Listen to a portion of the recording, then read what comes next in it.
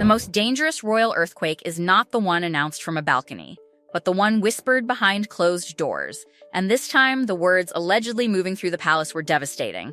King Charles's cancer was now being treated as incurable, and suddenly every smile, every silence, every canceled appearance, and every move by Prince William and Catherine looked less like routine royal duty and more like preparation for a future the monarchy was terrified to admit had already begun. For months, growing concern over King Charles's health had turned every public appearance into evidence, every tired expression into a clue, and every carefully polished palace update into something the public was no longer willing to accept at face value.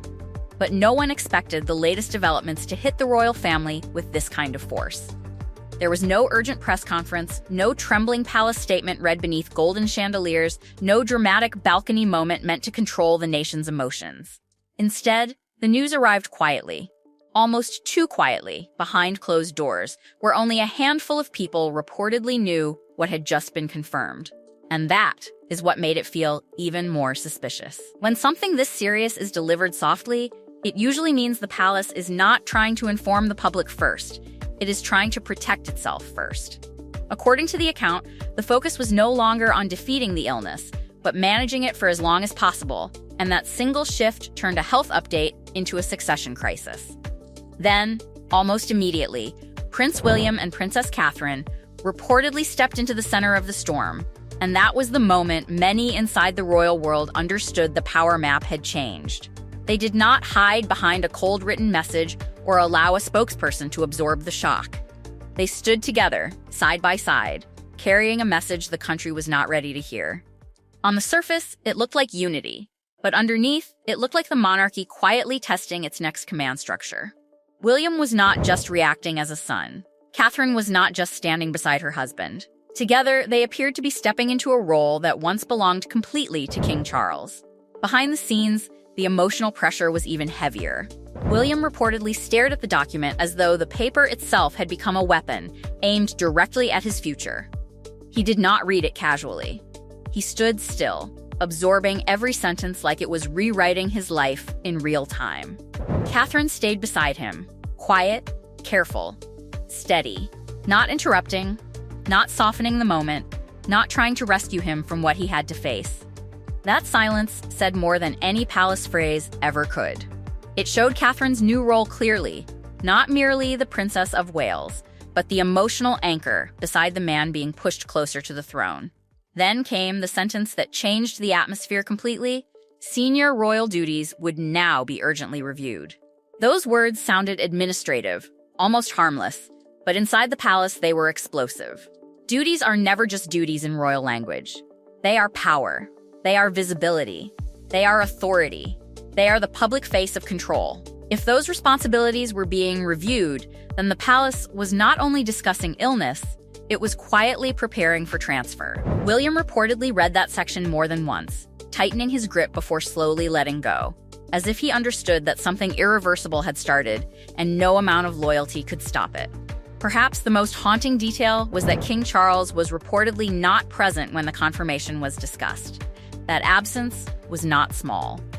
For decades, Charles had been at the center of royal decision-making, the man whose destiny had always been wrapped around the crown. Yet, in this crucial moment, the room appeared to move around him rather than with him. His absence became its own announcement, louder than any official statement, because it suggested that the palace had already begun making decisions in a world where Charles could no longer be the only person holding the center. The sealed health report became the next clue. It was not gossip drifting through corridors or another wave of headlines feeding public anxiety. This was described as an official private warning delivered after a meeting with the king's most trusted medical advisors. And before any public version could be polished, Prince William and Princess Catherine were allegedly given the truth before almost anyone else. That detail matters, because in royal life, who gets told first often reveals who holds the future. The doctors may have delivered a medical message, but the palace response turned it into a constitutional and emotional reckoning. William's reaction reportedly made the room even colder. He finished reading, placed the report back on the table, and did not explode. No shouting, no demand, no public rage, just silence. And silence inside a royal crisis can be more frightening than anger. because it means everyone understands the stakes are too high for emotion to spill out uncontrolled. Catherine looked at him and saw both versions of the man before her, the future king expected to carry the monarchy, and the son privately breaking under the weight of news about his father.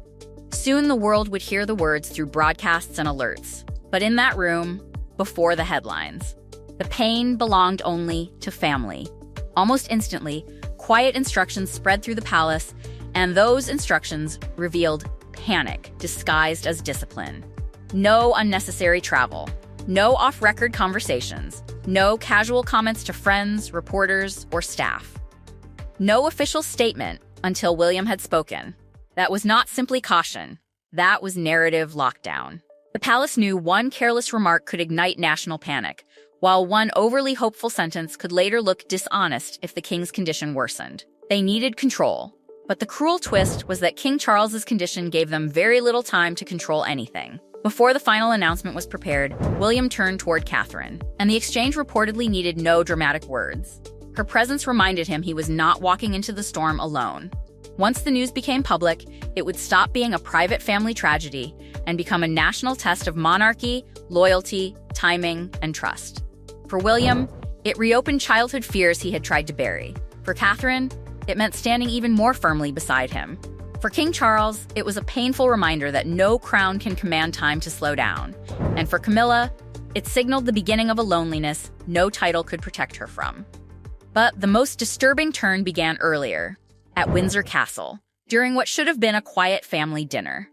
King Charles reportedly entered that evening determined to show control, to discuss future royal responsibilities calmly, to reassure the family that he was still able to carry the weight of the crown. Every engagement, appearance, and decision had become proof that the monarch could still lead. Then, in the middle of conversation, Charles reached for his glass and suddenly stopped. His words faded. His eyes lifted toward Prince William. The room changed instantly. William noticed first. Catherine watched from across the table as Charles gripped the edge, steadying himself through sheer will. No one wanted to say what everyone feared. Charles tried to continue, forcing the conversation forward, but another pause followed, brief yet devastating. William pushed back his chair, not dramatically, but quickly enough for the table to understand that the son had become protector. Catherine saw the invisible line being crossed.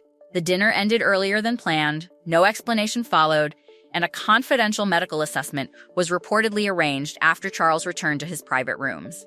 From that moment, the question was no longer whether something was wrong, but how long the palace could keep the truth from breaking through.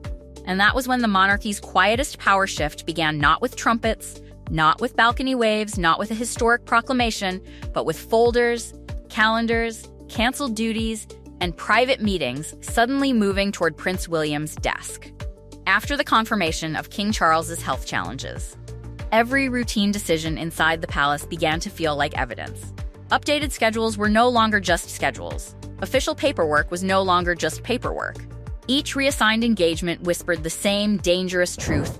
William was being pulled closer to the throne faster than anyone had expected, and the palace was trying desperately to make it look orderly.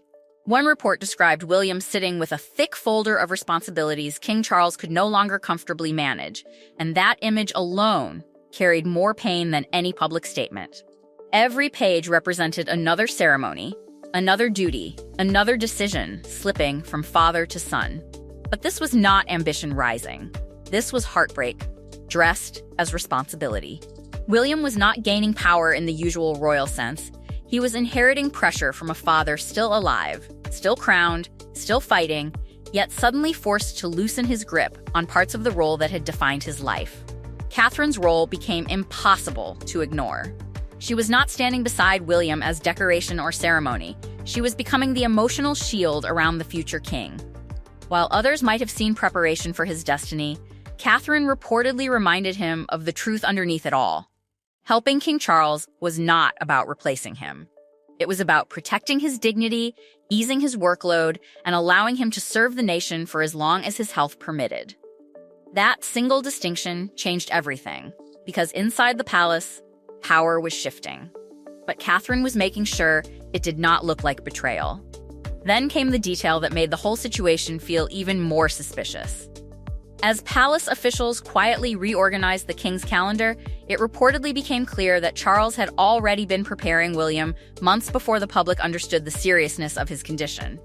Several major engagements had apparently been reassigned earlier, suggesting this transition had not begun overnight.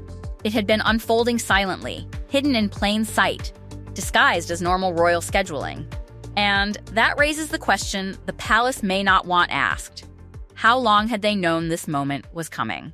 By morning, the palace felt transformed. Staff whispered, schedules were rewritten, and outside Buckingham Palace, people gathered in quiet concern. One elderly woman placed a single white rose against the railings and said the king had seemed tired for a very long time. William saw it and turned away, while Catherine stayed close, silent but steady. And yet, the ending was not peace. King Charles accepted the changes with calm pride. William carried the burden without celebration. Catherine became the quiet force holding him upright, and Camilla faced the painful reality that both her husband's role and her own influence were changing. The monarchy had not collapsed, but it had revealed its fracture lines. And now the unanswered question hangs over every palace corridor. Is William merely helping his father, or has the reign of the future king already begun?